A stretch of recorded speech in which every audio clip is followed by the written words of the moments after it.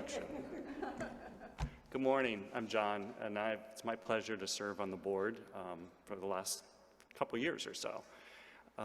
And there's a couple things I'm going to share with you this morning. One is our money moment that we call, and the second one is an RPH update. Before I start, one of the things I wanted to just touch bases on is about communication and transparency. I can't think of a meeting that the board has or any committee meeting where we don't talk about how do we share this information with people. It's central to our being and who we want to be as a board. And it's a challenge though. You know, today there's not everybody who's on Zoom or here in the church, so we're going to miss some people. We send out emails and that works for some, and some people don't open the emails. We have a website that we update regularly and an RPH website, and that works for some, but some don't go to that. My point is, we're trying our best, and we're going to continue to try our best. But this has to also be a partnership. So please, if there's information that any of you want, the staff, Kurt, Bernadette, Persephone, anyone on the board, any committee chair, we'll bend over backwards to get the information that you need. But you have to speak up if there's something that you want to know or you feel like you're not getting, because we're trying to share everything that we possibly can.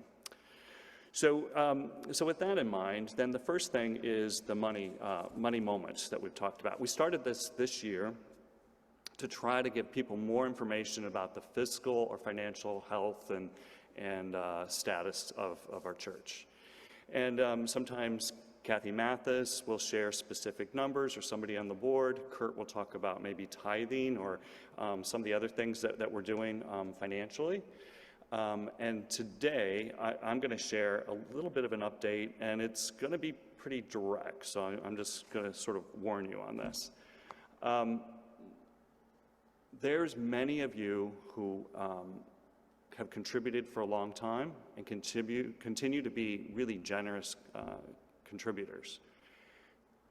Thank you. From the bottom of our hearts, thank you for that. And you know who you are.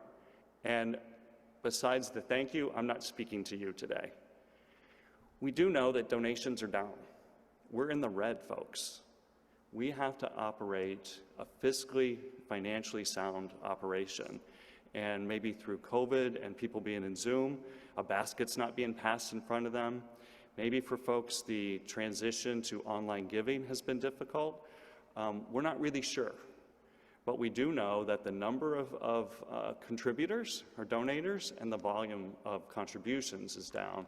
And so I believe we're about $18,000 in the red right now. So I'm not looking to guilt anybody, but I want to be honest and I want to be direct that if this place is as exciting as it is to you as it is to me, we need your help. We need your support. We need people to step up. If you can give a little bit more than you're giving now, please do. If you're not, please consider your contributions, because we can't manifest the future if we can't live and support the current. So that's really important. We have to continue to be able to do that. The other piece with that, the other thing is if I sort of sound reminiscent of some other churches and some baggage there, again, I'm not trying to do that. But I don't know how to, and I was pretty vocal with the board about there's a difference between guilting people and being honest and direct and telling people that we need your help. So I certainly want to balance that. The second thing is the RPH update. And I know everybody's like, so when are we moving? Where are we moving? What's happening? And you know, Bobby's talk today really hit home on many levels, but one of them is, I feel like this is a Chicago winter. Like, I just want it to be done. We all want to move on, but you can't really push the Chicago winter any faster than it's going to go, and that's sort of where we are right now, I think, with the sale. So back to the fiscal responsibility is, Kathy Leonard and her team have done an amazing job at looking at properties, but we don't want to commit to a property because we still have this property. And if you think about whenever you buy a house, you don't want to have two mortgages. We certainly don't want to do that, and we're certainly not in a position to carry two mortgages, so to speak. So we have to be prudent and not get ahead of ourselves on that front. We've talked, we've given you updates. There's details on the RPH website. So if you want some more detail, it's all there. But to give you a little bit more insight on where we are on the sale is there's many things that have gone right. We've got a buyer who is infinitely patient and staying with us. We have a buyer who is bringing something to the neighborhood that's consistent, daycare, that's consistent with UNS and what we want to do to the neighborhood and what we want to give back. We have a city who wants a sale to go through. They want this to happen. And we have a lot of things going in our favor. Oh, we also have the neighbors who have, along here in the houses, who have come along with some accommodations. They've said, okay, this makes sense, and they're on board with it. What we don't have is cooperation with the co-op next door. So that's holding things up. And we don't really have any control over that other than to keep pushing. They're reluctant partners on this. They don't want to engage in conversations, but we're forcing that. But that's going to take some time, and we have to just deal with it. The driveway that we pull in here at UNS is actually an alley or an easement. So that has to move for this buyer or for any buyer to use this property. You can't have an alley running through the middle of a property for it to be usable.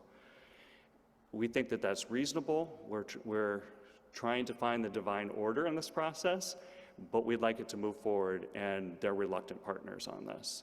So we'll continue to move forward on that and do our best and keep the buyer, because he could walk anytime, but he's not.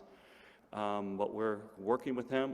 What we do have is a lot of energy around it, and we're encouraging the city, who doesn't really want to take a stand on it, to get involved with this, but that's going to take some time because they'd rather have us just agree and bring an answer to them right now. So that's what we're dealing with.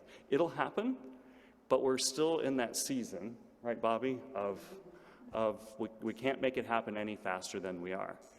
The second thing is to circle back around back to our financial health. We have to be able to afford a new property. So when we're looking at new properties, we've got to look at new expenses we're going to have. Even if we rent, we're going to have higher insurance costs, HOA fees, we're going to have maintenance, all kinds of fees with a new property.